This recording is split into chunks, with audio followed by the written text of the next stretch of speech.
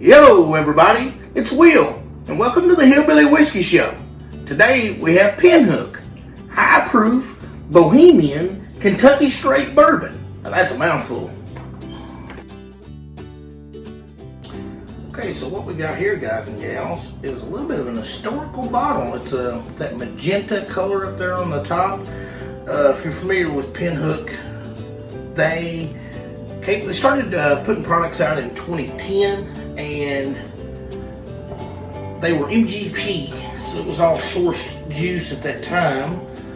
And then the Castle and Key Distillery up on McCracken Pike in Frankfurt bought the old Colonel Taylor Distillery and refurbished it and ended up reaching a deal with Pinhook, and they barreled up some stuff, and this is, I think, 34 months old, so it's still a little bit of a young juice, and it'll be interesting to see where this goes. But this is the first offering, and I think they tasted this thing at 10 different proofs.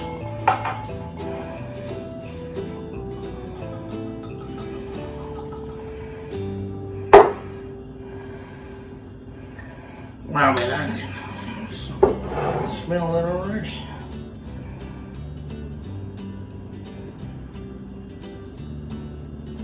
Yeah, it's like a bready, like a homemade biscuit. Let's try a sip.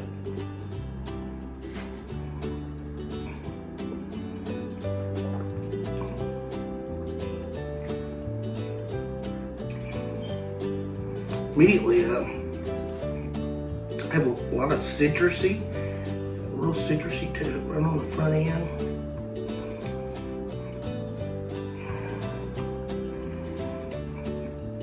Like a real fruity note coming out, like maybe even like a cotton candy. The finish is hanging around. Getting that chocolate note here on the end. Yeah, I mean, it's got a really good finish. The first thing that jumps out at me is this doesn't appear to be young whiskey. At 34 months old, I would say in tastings, people would guess that it's a little bit older for sure. It's got a long finish.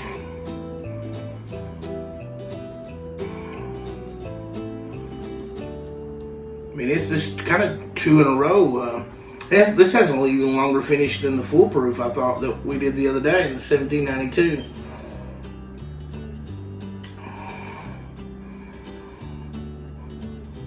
Really fruity. They also come out with a rye, I think, right off the bat too, with this release. I don't know if it's come out yet or if it comes out next. I think this may be the actual very first release from Castle and Key. This bottle's coming in at about $50, and I've saw it. It's all over Central Kentucky. I've saw it several times, and I've actually got this one about 3 weeks ago. But I've saw several of them on shelves, so it's starting to get out there.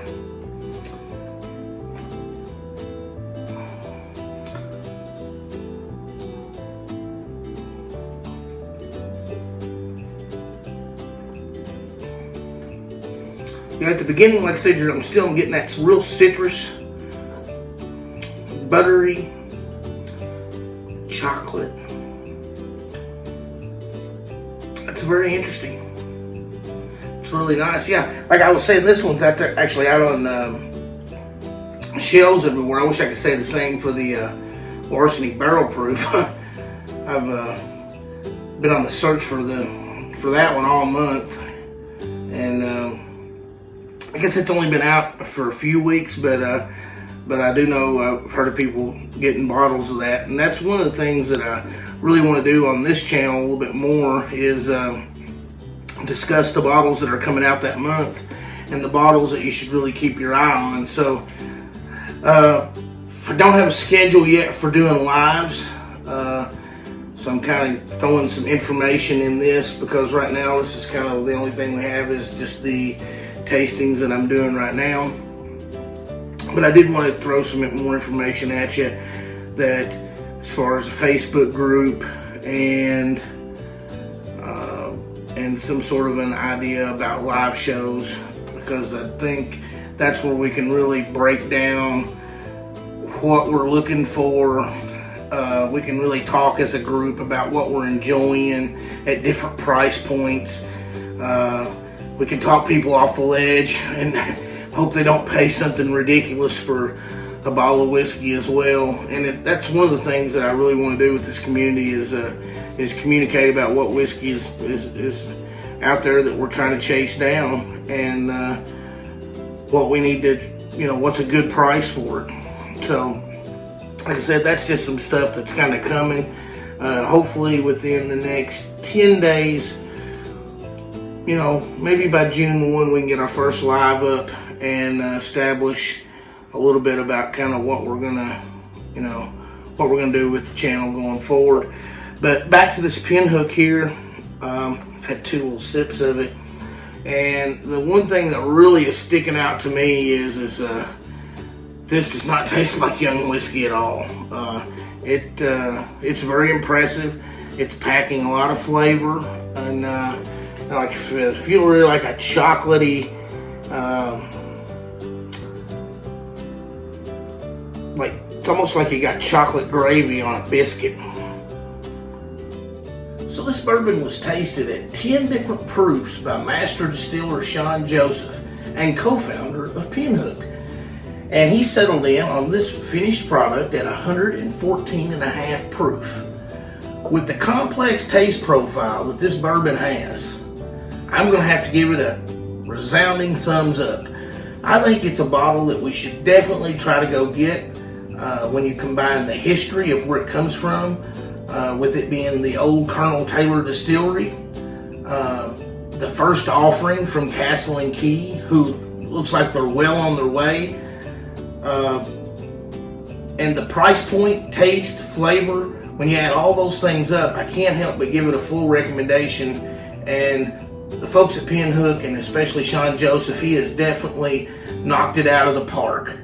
So definitely go out and try to get this bottle. And this summer, maybe I may try to go to this distillery and have a visit. I'm hoping maybe in July. And if you want to comment below about any bourbons that you'd like for me to discuss in the future, or about maybe even going on some of the Bourbon Trail distillery visits with us, go ahead and leave us a comment below, and hit that like button. It helps us with our algorithm. Gets more eyes on us. Hit that subscribe button and go on our bourbon journey together as we explore all things bourbon. Now today we had Pinhook, but on the next episode we are going to have, it's a bottle that I tried about 2 weeks ago or 3, and it's just kind of gotten down to the bottom of the neck. Booker's new release for 2020, Granny's Batch. And that's coming up on the next episode of the Hillbilly Whiskey Show. Thanks, y'all. Bye-bye.